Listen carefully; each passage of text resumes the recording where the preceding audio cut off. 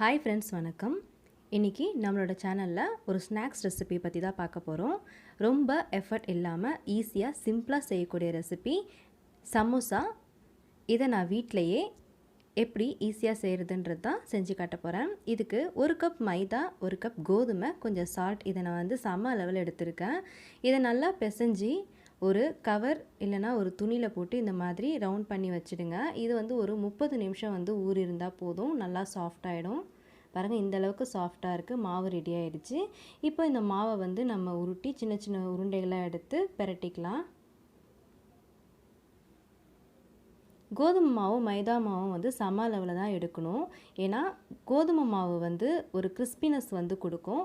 மைதா உள்ளே நம்ம ஸ்டஃபிங் வைக்கிற பிளேஸில் ஒரு சாஃப்ட்னஸ் கொடுக்கும். ஸோ கிறிஸ்பி சாஃப்ட்னஸ் ரெண்டுமே கலந்த மாதிரி நம்ம சமோசா இருக்கும். மாவு இதுக்கு மெலிசாக பிரட்டி எடுக்கணும். நல்லா பிரட்டினதுக்கப்புறமா நம்ம ஷேப் எடுக்கிறதுக்காக கார்னரில் இந்த மாதிரி கட் பண்ணி எடுத்துக்கலாம். இந்த கட் பண்ண மாவை நீங்கள் சமோசா மாவோட மிக்ஸ் பண்ணி ரெடி பண்ணிக்கலாம். இல்லைனா சின்ன சின்னதாக எண்ணெயில் போட்டு நம்ம சிப்ஸ் மாதிரி கூட எடுத்துக்கலாம்.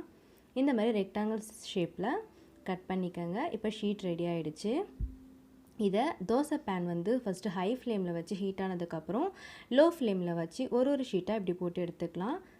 ரொம்ப பாயில் ஆகக்கூடாது. இந்த மாதிரி நிறம் மாறினா போதும். நம்ம யூஸ் பண்ணுற இந்த தோசைக்கரை இந்த ஷீட்டில் அந்த பக்கம் தெரியுது பாருங்கள், அந்த அளவுக்கு நம்ம மெலிசாக மாவு ரெடி பண்ணியிருக்கணும்.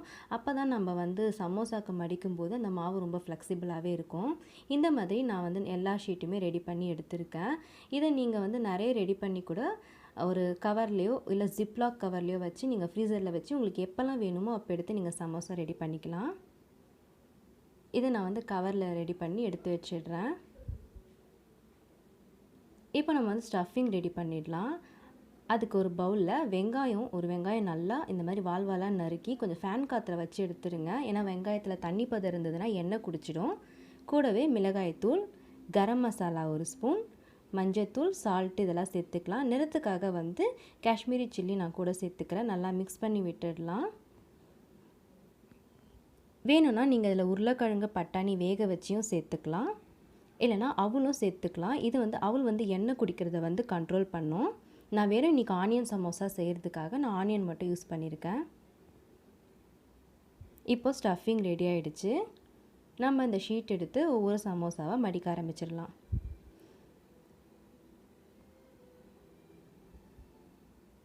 கார்னர் நம்ம கனெக்ட் பண்ணிட்டோன்னா இந்த மாதிரி நமக்கு பாக்கெட் ஷேப்பில் வரும். இப்போ ஸ்டஃபிங்கை வச்சிடலாம். ரொம்ப ப்ரெஸ் பண்ணி வைக்கக்கூடாது. கொஞ்சம் லூஸில் வச்சுட்டு நம்ம மடிக்கிறது மட்டும் ப்ரெஸ் பண்ணி டைட்டாக மடிச்சுக்கணும். நம்ம ஸ்டஃபிங் வெளியில் வராத மாதிரி. சின்ன கேப் இருந்தால் கூட நம்ம எண்ணெயில் பொரிக்கும் போது எண்ணெய் வெங்காயத்துக்குள்ளே போயிட்டு ஒரு மாதிரி பிரிஞ்சு வந்துடும். இது மைதா மாவு பேஸ்ட். இது ஒட்டுறதுக்காக ரெடி பண்ணி வச்சுருக்கேன். நீங்கள் கோதுமை மாவு பேஸ்ட் ரெடி பண்ணி கூட இந்தமாதிரி ஒட்டிக்கலாம்.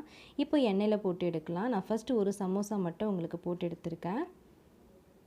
இப்போ எல்லா சமோசாவும் எண்ணெயில் போட்டு பொரிச்சு எடுத்தாச்சு. இந்த மாதிரி ஒரு கோல்டன் கலரில் வந்ததுக்கப்புறமா நீங்கள் சர்வ் பண்ணிடலாம். அவ்வளோதான்.